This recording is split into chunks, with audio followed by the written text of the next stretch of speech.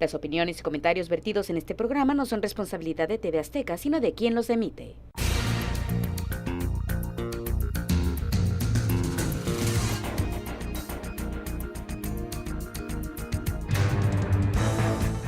Impuestos en México. Los cambios que se avecinan. Son muchas las inquietudes e interrogantes que surgen en materia fiscal para el año 2019, incluyendo una posible nueva reforma. La llegada de un nuevo gobierno nos indica que habrá nuevas medidas en materia impositiva y un control más férreo en las recaudaciones, más la posibilidad de tener al SAT centralizado en nuestro estado. ¿En qué estribarán los cambios? ¿Serán positivos para el buen desarrollo económico de las empresas en general y de toda la sociedad en particular? ¿Estamos preparados para adaptarnos y responder? La implementación de la zona libre fronteriza, propuesta por el presidente electo, ¿provocará mayor recaudación o reducción de impuestos? Hoy, sobre la mesa, analizamos estos temas a fondo con un experto en la materia que nos pondrá al tanto de todo lo que nos espera en este constante mundo de los cambios comerciales y las cuestiones tributarias. Buenas noches y bienvenidos a un nuevo programa donde pondremos aquí, sobre la mesa, un tema de interés general. Y vaya que el de hoy lo es. Y para eso mi compañera Estefanía nos va a presentar a nuestro invitado de hoy, que le doy la bienvenida. Bienvenida, señor Ciccone, muy buenas noches. Buenas ¿Cómo está noches. usted? Si me permite, entonces, hoy nos acompaña Omar Contreras Borbón. Él es maestro en Derecho Fiscal, cuenta con una especialidad en la evaluación del impacto legislativo, es licenciado en Política y Gestión Social, también licenciado en Derecho y Estudios en Economía por la Universidad Autónoma de México. Ha fungido como asesor del Senado de la República, de la Cámara de Diputados, director del Instituto de Opinión Pública, Estudios Económicos y Sociales, director del Congreso también de Baja California. También es socio fundador del despacho Intelec Soluciones Fiscales.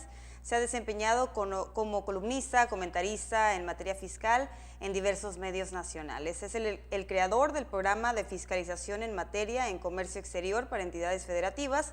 También es docente en distintas universidades, actualmente profesor de la maestría en Derecho Fiscal, una amplia trayectoria, y hoy le damos la bienvenida a nuestro estudio. Buenas noches, ¿cómo estás? Muchísimas gracias, muy buenas noches Estefanía, muy buenas noches don Pepe, y muy buenas noches también para todo el auditorio que el día de hoy pues tiene el amable placer de escucharnos.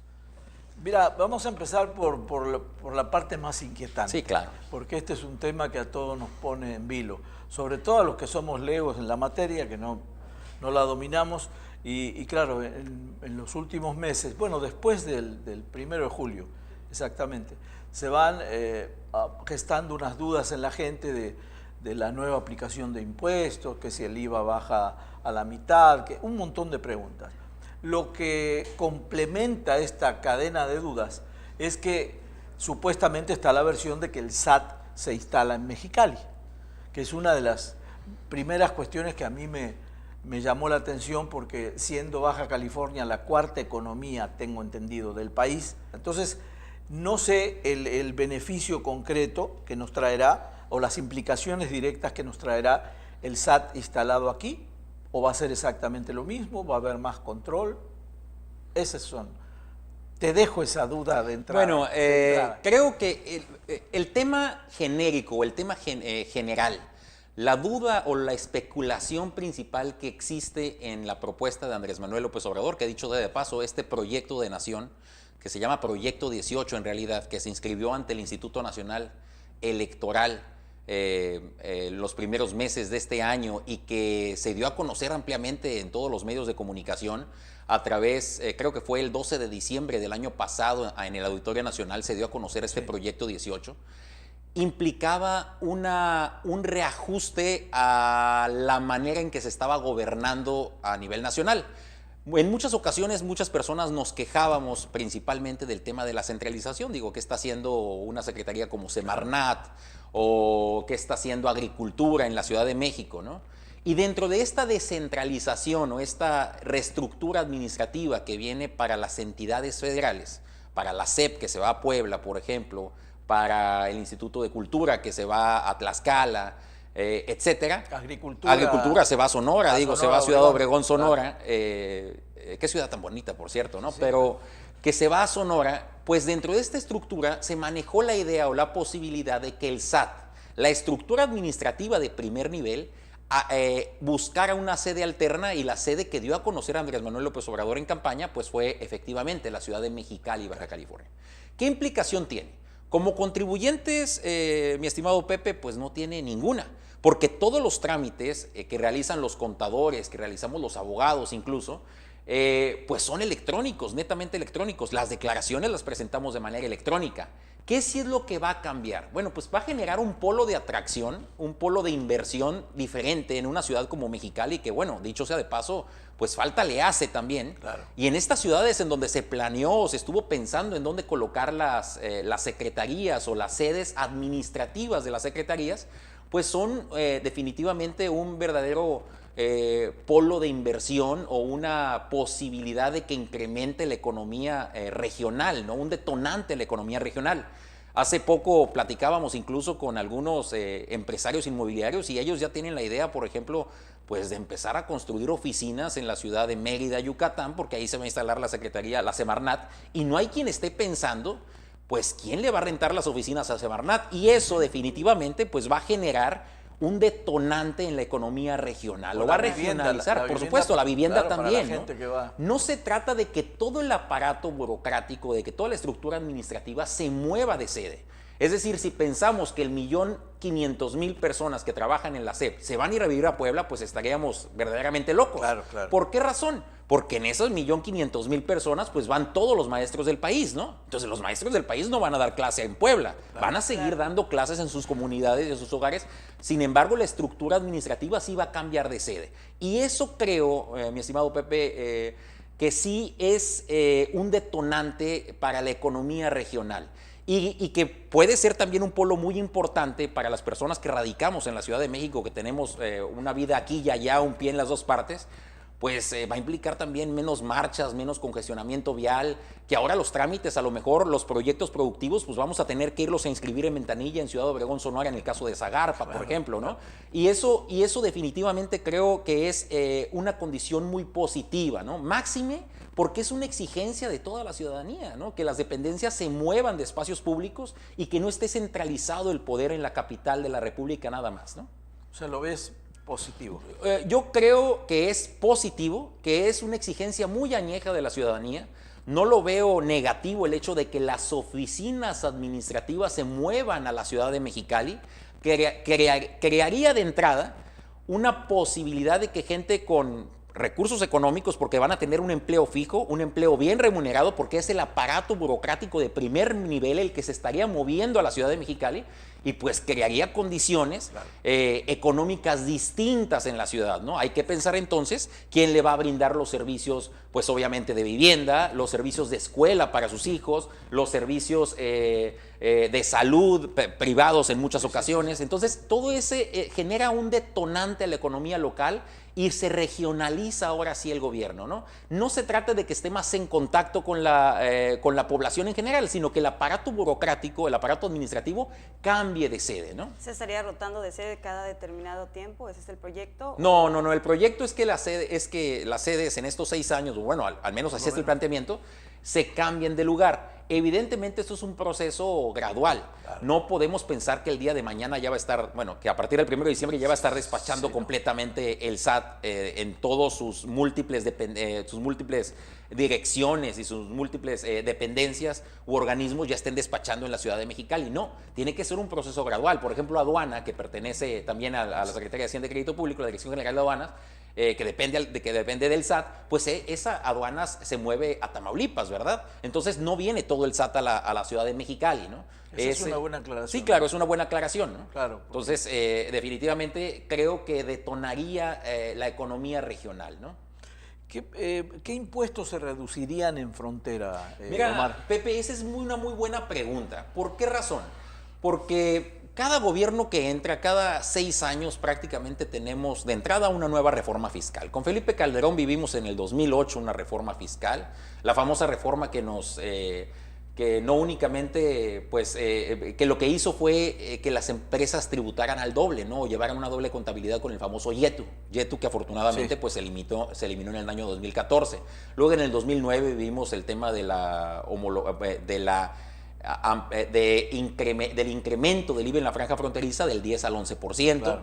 Y cada gobierno que llega, de acuerdo a las condiciones económicas, prevé una reforma fiscal, que lo que hace la reforma fiscal es que ingresen más recursos al gobierno federal. Ahorita estamos hablando de que aproximadamente en materia contributiva están ingresando 2.3 billones de pesos al aparato nacional. En esto se incluyen impuestos sobre la renta, IVA, IEPS, etcétera, ¿no? Otros impuestos y otros derechos. ¿Qué es lo que contiene la propuesta de López Obrador hasta donde la llevamos analizada y los comentarios que han salido del propio Colegio Nacional de Contadores Públicos en la Ciudad de México? Habla, número uno, de que el tema de la amnistía que están proponiendo esa es una muy buena noticia, ¿no? Sí, claro. Están proponiendo, que Carlos Ursúa ya lo ha dicho tras bambalinas, no lo ha dado a conocer oficialmente, pero se ha estado comentando en los pasillos, en los corredores, que Carlos Ursúa, dentro de la propuesta de amnistía que va a dar a conocer López Obrador para el tema de la amnistía penal, va a dar a conocer un tipo de amnistía fiscal, es decir, un borrón y cuenta nueva para las cuentas incobrables del Servicio de Administración Tributaria. Y esto a quienes beneficia principalmente, mi estimado Pepe, no es a los grandes contribuyentes que contratan despachos de asesores o despachos de abogados que tienen forma de acudir a los medios de defensa fiscal, que como todos sabemos son el recurso de revocación, el juicio de nulidad o irse incluso hasta el amparo ante un juzgado federal, sino que a quienes beneficia es al pequeño contribuyente que se dio de baja del SAT, se manifestó en suspensión de actividades fiscales, porque no tuvo para pagar el impuesto sobre la renta que le determinó el crédito fiscal, junto con las multas y los accesorios que en ocasiones llegan al 150 o el 200%. Entonces, a quienes beneficia directamente este tema de la amnistía fiscal es a los pequeños contribuyentes, a los más vulnerables. Porque, digo, por algo tenemos trabajo los abogados fiscalistas, ¿verdad? Los grandes contribuyentes, los que le deben grandes cantidades al SAT, es porque necesariamente tienen grandes ingresos y tienen forma de pagar despachos especializados que pues les llevan su defensa ante los propios tribunales y los propios juzgados. Pero el pequeño contribuyente se vería de entrada, creo que favorecido con este tema de la amnistía fiscal. Borrón y cuenta nueva. Así se entiende, ¿no? Borrón y cuenta nueva para las cuentas incobrables del Servicio de Administración Tributaria. ¿A qué se refiere con las cuentas incobrables? Bueno, las cuentas, si tú de plano ya no tuviste capacidad de pago durante el 2017, 2016, 2015, pues se estima o se escucha en corredores, en pasillos, que la amnistía va a alcanzar también el tema de la amnistía fiscal. Ya no le vas a deber nada al SAT. Para los pequeños, para las personas que tengan contribuciones pequeñas ante el Servicio de Administración Tributaria. Número 2, para el tema de la franja fronteriza, mi estimado Pepe. Bueno, antes de entrar al tema de la franja fronteriza, porque este es un tema que particularmente nos interesa muchísimo a nosotros como fronterizos y como baja californianos, ¿no? Número 2, se está proponiendo, dentro de las alternativas, se está proponiendo también, dentro de los esquemas que están pensando, se está proponiendo que exista una tasa cero, no un estímulo o no un subsidio al empleo, sino una tasa cero de impuestos sobre la renta a las personas que ganen menos de 4 salarios mínimos al mes. Esto significa que las personas que ganen menos de 10,000 pesos al mes podrían ya no pagar impuestos sobre la renta. Actualmente, la tasa de impuestos sobre la renta que pagan estas personas es de 4%, ¿no? Ronda más o menos en promedio un 4%, un 6%, dependiendo del monto de lo que estés ingresando.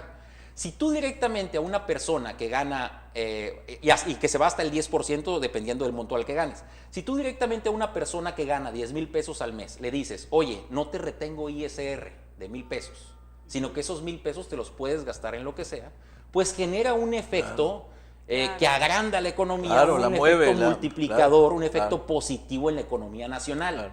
¿Y a quién perjudica en realidad que los pequeños contribuyentes de este tipo pues no paguen impuestos sobre la renta? En realidad es una pequeña parte nada más de toda la cantidad de impuestos que recauda el gobierno federal.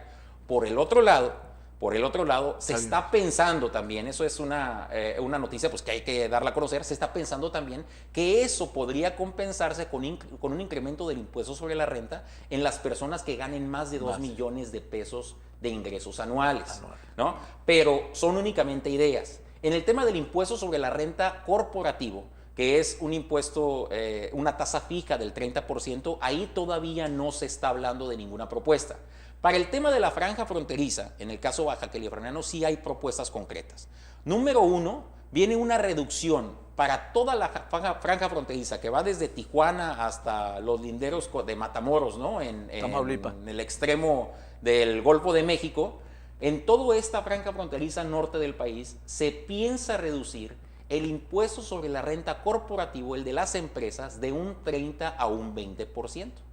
Esto lo que quiere decir es que las empresas podrían disponer del 80% de sus utilidades, porque si tú tienes 100% de utilidades actualmente, pues el gobierno federal se queda con el 30% del ISR, más adicionalmente la PTU, que es un 10%, ¿no? Entonces se queda con el 40% de tus ingresos, ¿no? De tus utilidades anuales.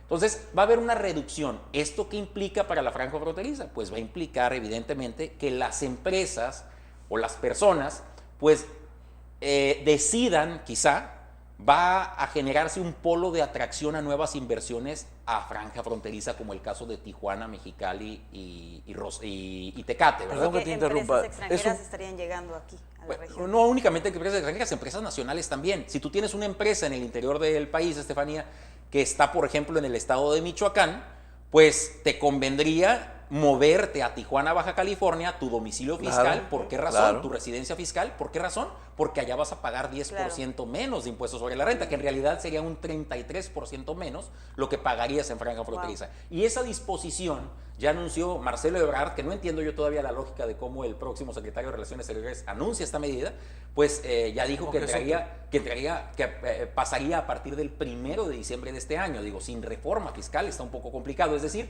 que los legisladores que toman protesta el día de pasado mañana, el día 1 de septiembre, pues tendrían que aventarse esta nueva reforma, ¿no? ¿Tenías una duda, mi estimado Pepe? No, lo que te iba a preguntar es que algo parecido hizo con las empresas en la cuestión impositiva Trump, que bajó los impuestos. Por supuesto, en el tema de las LLC sobre todo, que son como las sociedades de responsabilidad limitada en México, Donald Trump bajó la tasa impositiva al 21% corporativo. Esto ubica directamente y de acuerdo al Código Fiscal de la Federación a Estados Unidos dentro de un régimen fiscal preferente.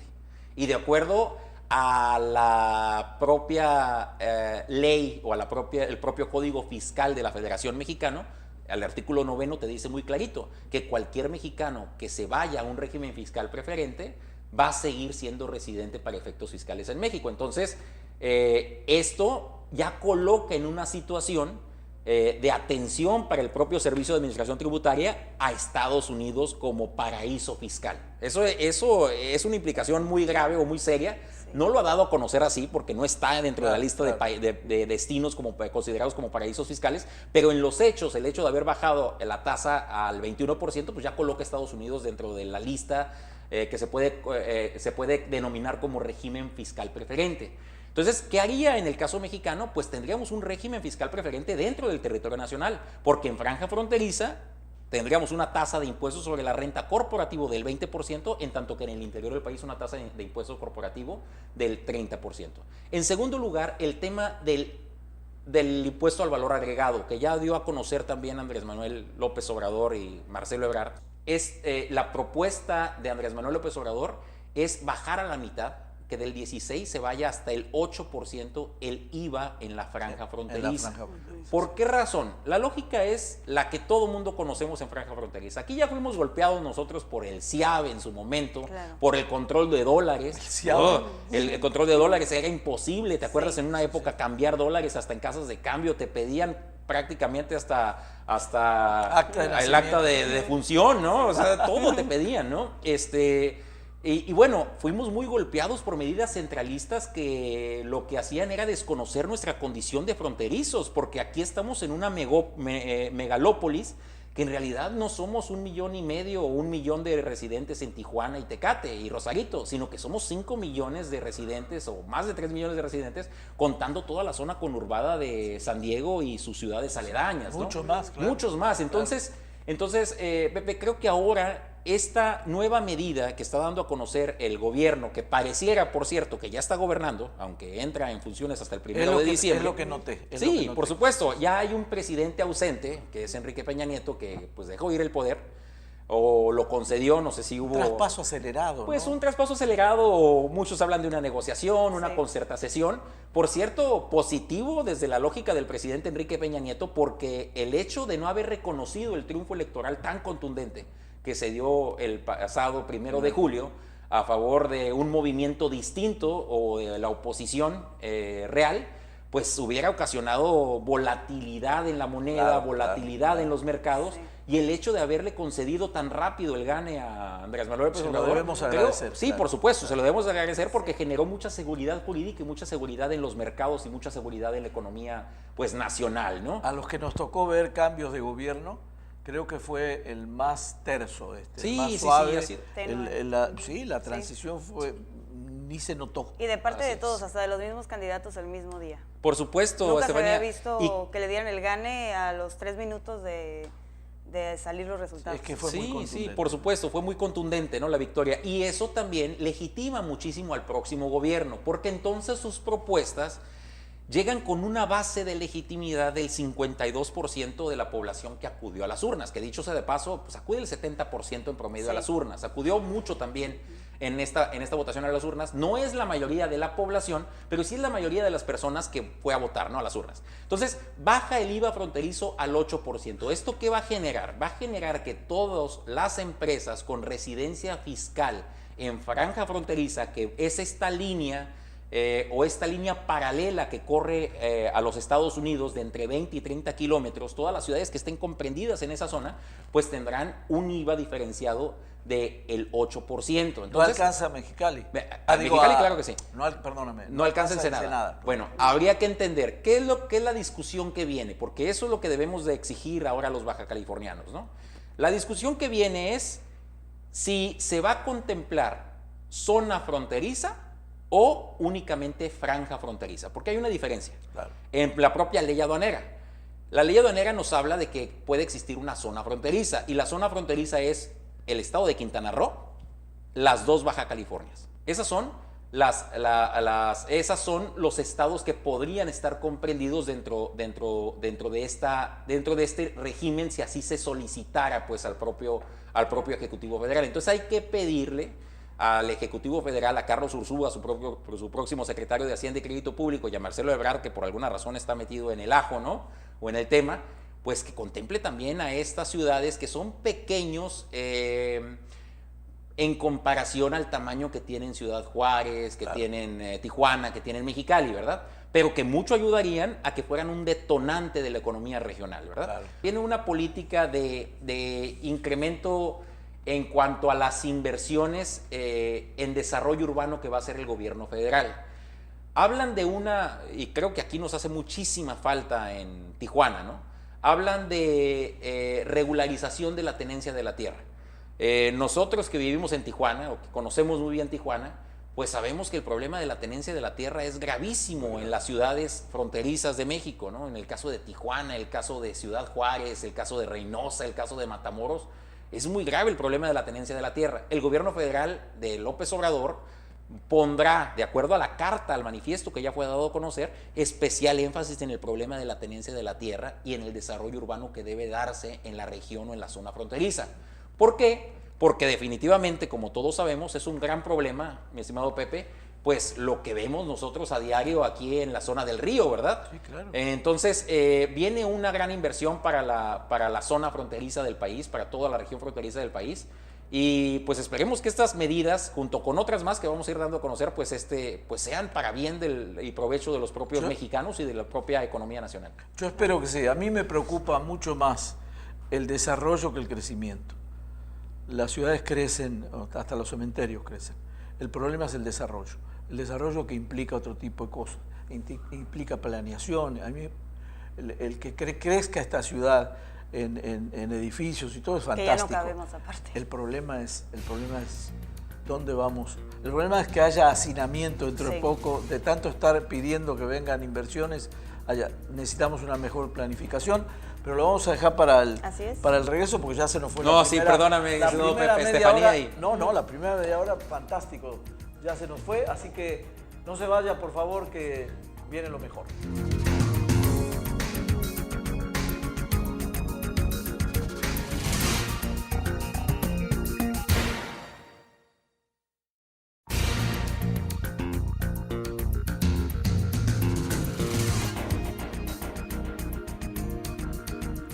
Pues ya estamos de vuelta aquí en Sobre la Mesa con un tema que realmente nos interesa a todos. Señor Chicone, yo estoy aquí tomando nota, estamos aprendiendo sobre todo con los impuestos en México, el panorama que se nos avecina. Está con nosotros un especialista en el tema, Omar Contreras Borbón, y nos quedamos platicando precisamente de la política de incremento a inversiones en desarrollo urbano. Bueno, fíjate, Estefanía, que creo, como bien lo decías, Pepe, antes de irnos al corte, ¿no? Sí. Es más importante el desarrollo que el crecimiento. Evidentemente, sin crecimiento no puede haber desarrollo. Claro, claro. Pero también es importante hacer notar que el desarrollo implica calidad de vida, ¿no? Darle calidad de vida a los ciudadanos.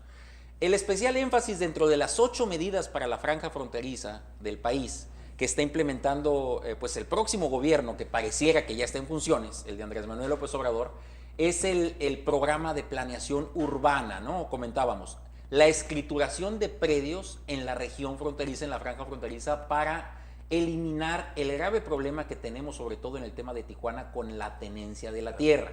Y, evidentemente, llevar servicios públicos a estos predios, pues que como ya están regularizados, pues los ciudadanos ya tendrían posibilidades pues de exigirle, no de pedirle, sino de exigirle a las autoridades que les lleven servicios, ¿verdad? Claro. En un segundo, otro de los beneficios o de la parte de los grandes proyectos de transformación que vienen para la región fronteriza es que empezará en Ciudad Juárez a partir del 1 de enero del 2019, así lo dieron a conocer, es un programa para que ningún niño se quede sin escuela, un programa para la atención de los famosos ninis y un programa también de capacitación para el trabajo para las personas que ya estén en edad de trabajar y así lo decidan hacer. Pero lo más importante es que se contempla en el corto plazo, en un año, que el incremento al doble del salario mínimo en la franja fronteriza. Sí, eso lo... Al doble. Sí. Al doble, es correcto. Eso nos tiene contentos. Bueno, nos tiene contentos, por supuesto, porque fíjate que hemos escuchado muchas veces, mi estimado Pepe, y ahorita entramos a ese tema, decir que pues el incremento al salario mínimo es directamente proporcional a la inflación que vamos a vivir, y no lo es. Y ahorita vamos a explicar los motivos de por qué no lo son. Claro. Pero actualmente el salario mínimo es de 88 pesos con 36 centavos.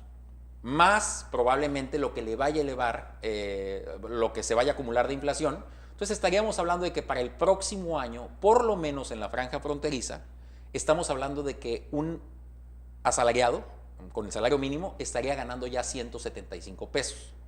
Esto significa que la persona, si muchas personas piensan que el salario mínimo únicamente es un referente, la mala noticia es que el 15% de los trabajadores de México, de todo el país, Sí, sí. que son 9 millones de trabajadores, ganan un salario mínimo mensual. Eso significa que están ganando 2.500 pesos mensuales, Sí, ¿no? sí.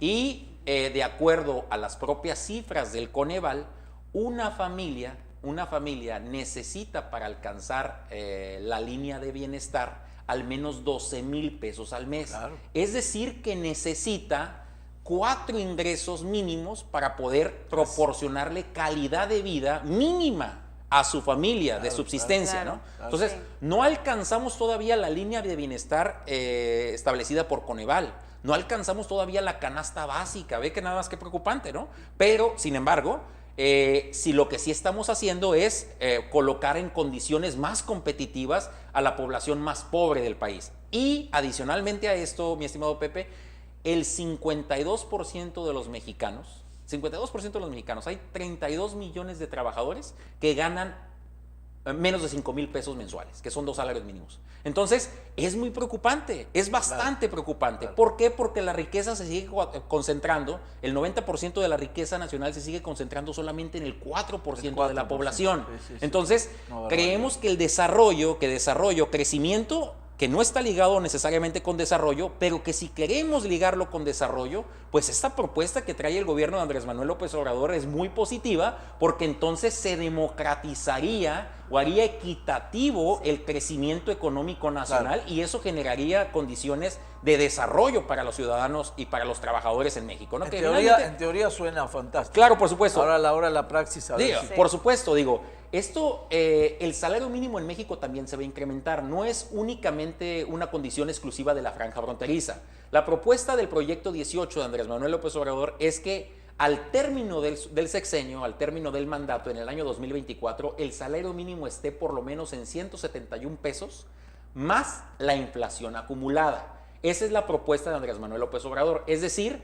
lo elevaría al doble a nivel nacional, parejo para todos, no únicamente en franja fronteriza. Quizá este sea el programa piloto que llevaría a que las demás regiones del país también... La frontera sería el programa piloto. Así para es, sería el programa implementar. piloto que detonaría la necesidad urgente de revaluar el salario mínimo en México, más la inflación acumulada. Que si estamos hablando que la inflación esperada para este año es de un 5%, Sí, ahorita el Banco de México la está actualizando en 4.5% anual, nunca le atinan, porque No, lo que no, presentan bueno. en el paquete económico es una cosa, es del 3%, el 2.5%. Pero cuando ves las Exactamente. inflaciones de toda Latinoamérica, No, totalmente. estamos en la Y gloria. aparte, mi estimado Pepe, es una inflación que ha golpeado durante los 6 últimos años en especial. No quiero hablar mal de ningún gobierno, digo, pero así fue. especialmente durante los últimos 6 años, la inflación ha golpeado a los sectores que más lo necesitan. Solamente el último año, en el año 2017, la inflación acumulada en los precios de los básicos.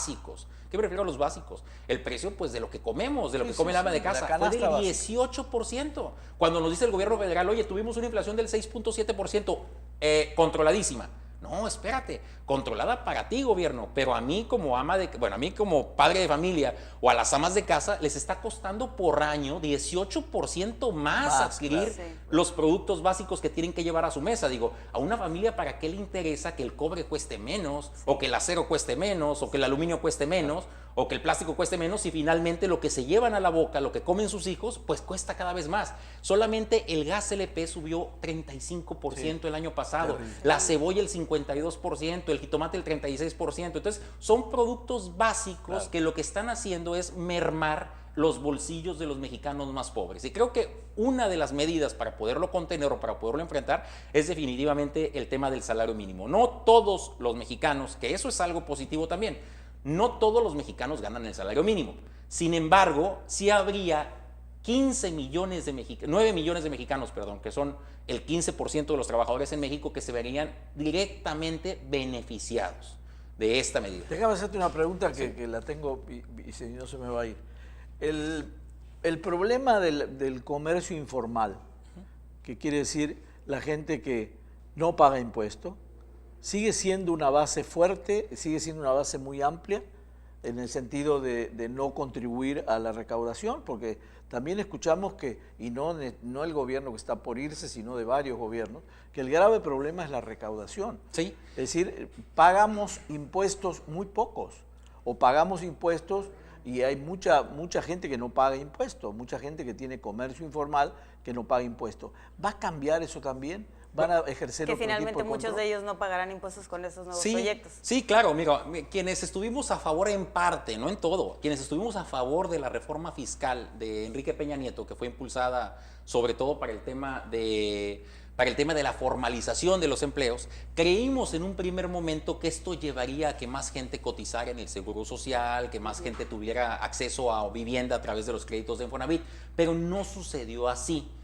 Esta política de López Obrador, la política en general, la política económica que está actualmente rigiendo en el gobierno, las bases que nos da a conocer el INEGI nos hablan de que a nivel nacional tenemos un 3.4, 3.5% de desempleo, ¿verdad?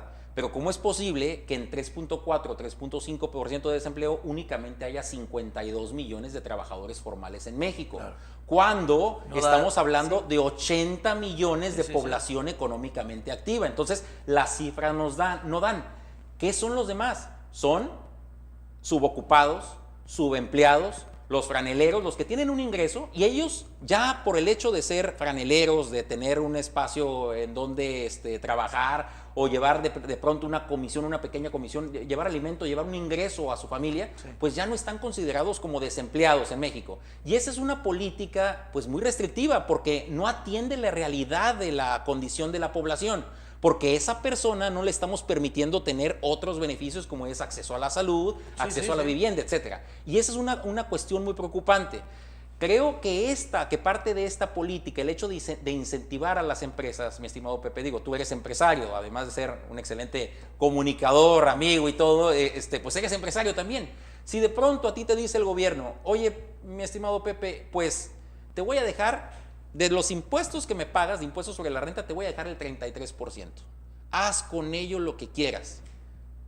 ¿Contratarías o no más personas para poder crecer? Claro. Por supuesto, porque es capital, es ingreso adicional que no lo tenías contemplado tú, que se lo iba a llevar el gobierno, por cierto, a gastárselo, pues no sabemos en qué, pero lo vas a tener tú como empresario y probablemente va a ser un detonante de inversiones en la economía nacional. A veces uno se frena de contratar más gente por los impuestos. Por los impuestos, me dice, oye, trabajo para los impuestos. Sí, no, y es que hoy en la mañana platicaba con un empresario fuerte de aquí de la región y le decía, pues a ver, es que es muy sencillo, el 30%, o sea, quiere sacar reparto de dividendos. Muy sencillo, le digo, pues mira, el 30% se lo pagas directamente en ISR tu empresa al gobierno, el 10% en TPU, te queda el 60%. Sí. De ese 60% te lo llevas a reparto de dividendos, tienes que pagar el 5% adicional, que piramidado del 7.13%, más el 10% adicional de la reforma del 2014 que impuso un impuesto a dividendos.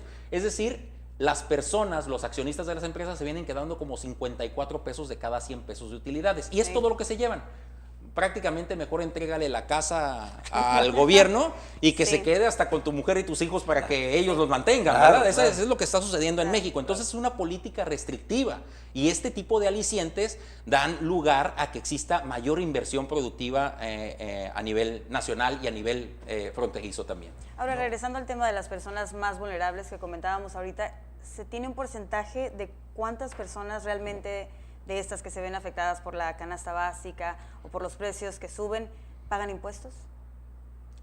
¿Cuántas personas de las que se ven afectadas por el tema de la canasta, o sea, de las personas más vulnerables pagan impuestos? Bueno, todos los que tienen un trabajo formal, que son 52 millones de mexicanos, de acuerdo a la última encuesta de la ENOE, ¿no? O bueno, de acuerdo a las últimas cifras del Seguro Social, todas esas 52 millones de personas pagan impuestos, algunos más o algunos menos. Directamente hay 32 millones de mexicanos que ganan menos de 5,000 pesos mensuales. Entonces, pues la pirámide se va reduciendo muchísimo a medida que hay mayores ingresos. Entonces, esas personas se verían directamente beneficiadas con una reforma pues de este tipo, ¿no? Creo que para ellos pues va dirigida la reforma. Que son los, ¿no?, que comentabas, si los ganan menos de 10,000 pesos, correcto, no tendrían que pagar este impuesto. Es correcto también, digo, va unada a una reforma de este tipo que no sabemos si se va a dar o no, eso fue un comentario en corredor. Sí, claro. Lo que sí se va a dar es lo que dijimos ya para la franja fronteriza, que eso está segurísimo. Y sobre todo, mi estimado Pepe, ¿cuál es el contenido, cuáles son los alcances, cuál es el objetivo del gobierno federal que está pretendiendo con estas medidas para la franja fronteriza? Que dicho sea de paso, nos falta una que se nos escapaba, muy buena. La gasolina. No, bueno, la gasolina es otro tema, porque la gasolina, es un tema, sí, claro, es un tema, son dos temas. Uno es la homologación del precio de la gasolina en referencia con la que compramos en Estados Unidos, sí, ¿no? Que por cierto, supuestamente el gobierno federal pues tiene un estímulo fiscal a las gasolinas en franja fronteriza, pero en la única ciudad, y esa es pues una mala noticia para todos y da coraje, ¿no? La única ciudad que no entra dentro de los acuerdos del gobierno de Peña Nieto para el estímulo fiscal a la gasolina se llama Tijuana, Baja California. Tijuana, Baja California paga 3 pesos con 50 centavos más por litro de gasolina que Ciudad Juárez, Chihuahua, por ejemplo, o que las ciudades de Coahuila. ¿Por qué razón? ¿Por qué? Porque ellos tienen como indicador el referente más próximo, que es San Diego, California. Pero toman el tipo de cambio estipulado por el Banco de México, claro, que es de 18.90, 19 pesos, cuando aquí en casa de cambio lo estamos comprando a 18.30, por ejemplo. Claro. Y toman seguramente la gasolina más cara.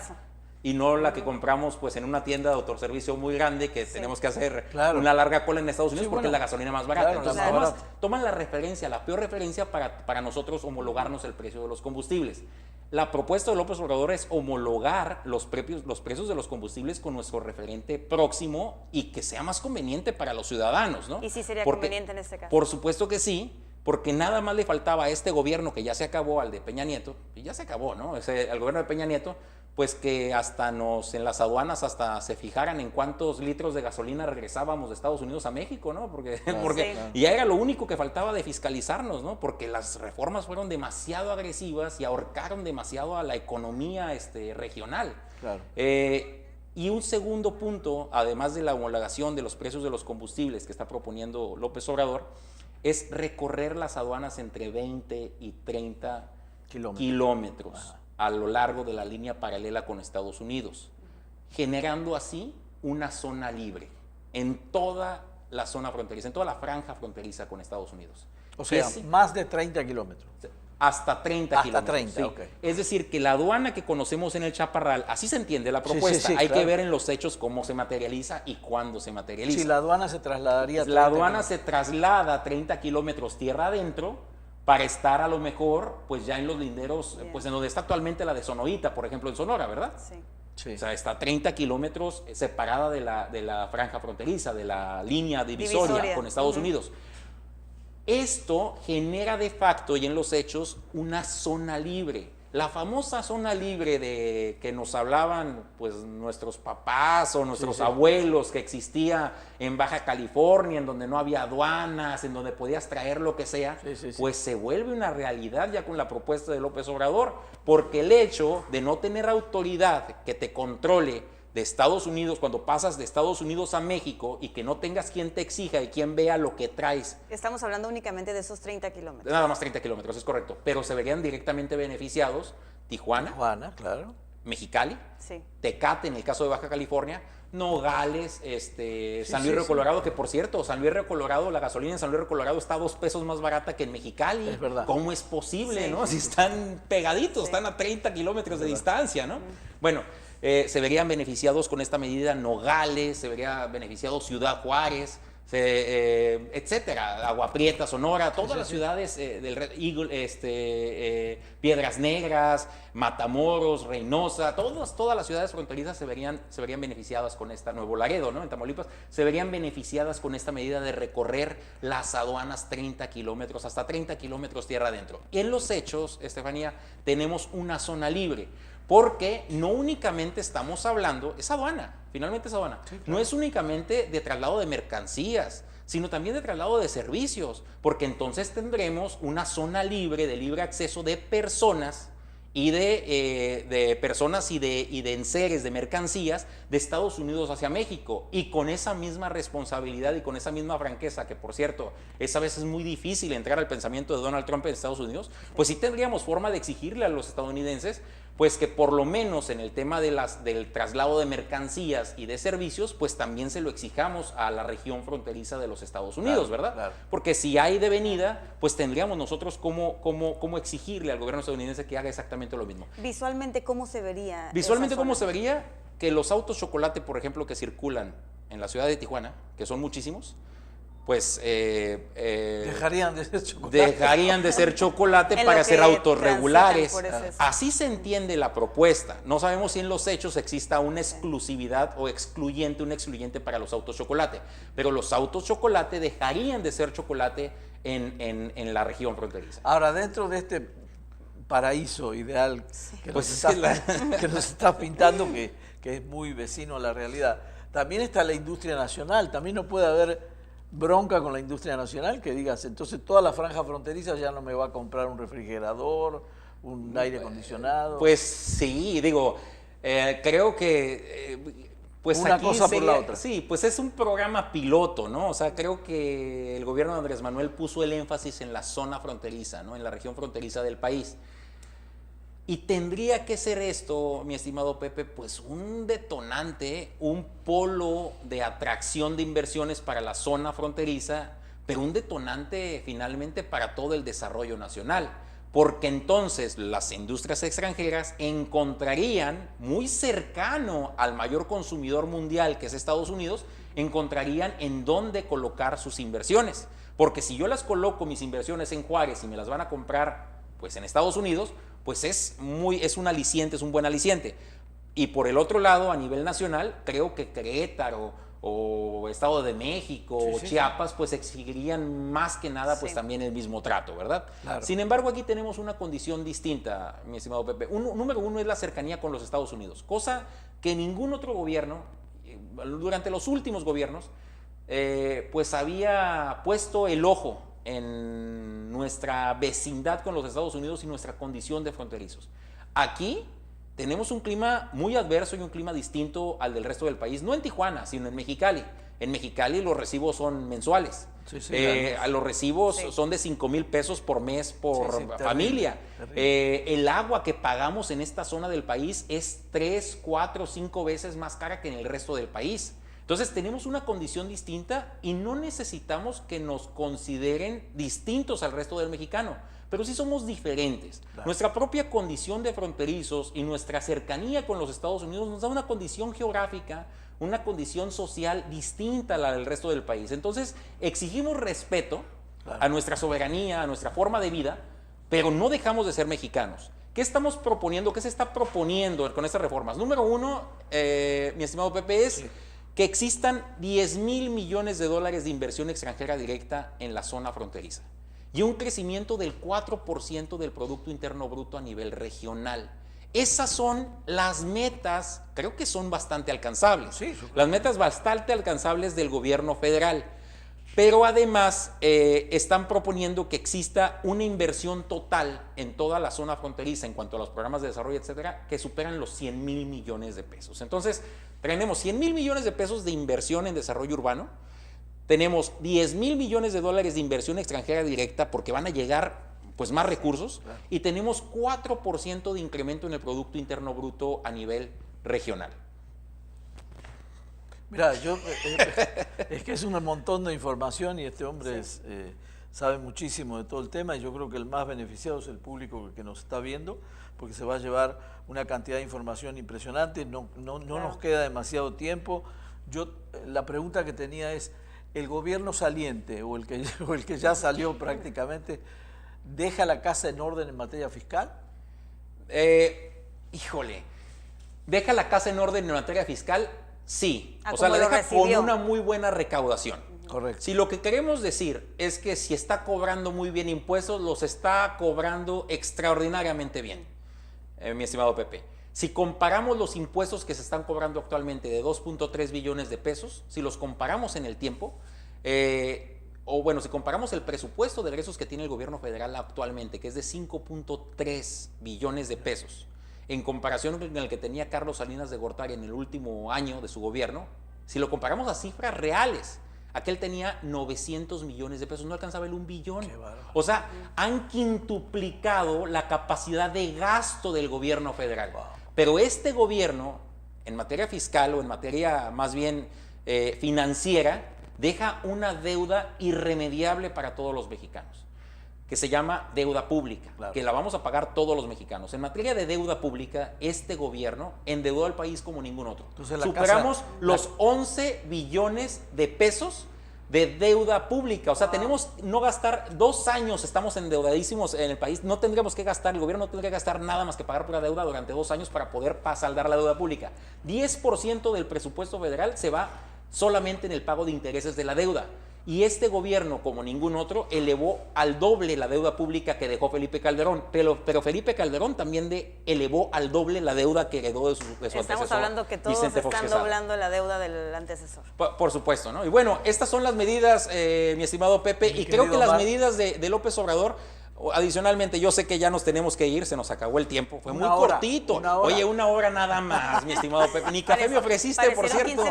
Oye, ni café me ofreciste. Pero está bien, lo hiciste adrede para que quede abierto nuestro programa, porque te vamos a necesitar. El comercio formal, y esa es muy buena cifra para la Canaco, porque sé que en los próximos días recibirás a alguien de la Canaco aquí, vienen 10,000 millones de dólares, plantea que existan 10,000 millones de dólares para la venta al comercio, al menudeo en la zona fronteriza, y eso es algo muy positivo para la región. Muy positivo. bueno, ya nos quedamos sin Estoy tiempo, apenas Omar. procesando toda la información que Te agradezco recibimos. infinitamente y que la verdad se comió el programa. Claro, totalmente. Y eso a nosotros nos alegra mucho porque el experto eres tú en este caso y lo has Y como demostrado. comenta, el beneficiado es el público. sin Yo duda. creo que sí. Quedaron cosas en el tintero, quedaron cosas como la industria Pues vuélveme a automotriz, invitar. Claro, quedaron muchas cosas en el tintero, así que te vamos a abrir la puerta para que visites TV Azteca pronto. Muchísimas gracias, mi estimado Pepe, muchas gracias, Estefanía, y muchas gracias, pues a Gracias. todo el auditorio y pues que sigan viendo este programa. Gracias, Omar, muy amable. Gracias, señor Chicón. Y bueno, nosotros los dejamos. Espero que haya sido de su agrado y sobre todo de su interés este tema en los cambios que se avecinan en cuanto a los impuestos en México. Los dejamos y los esperamos en nuestra próxima emisión de Sobre la Mesa.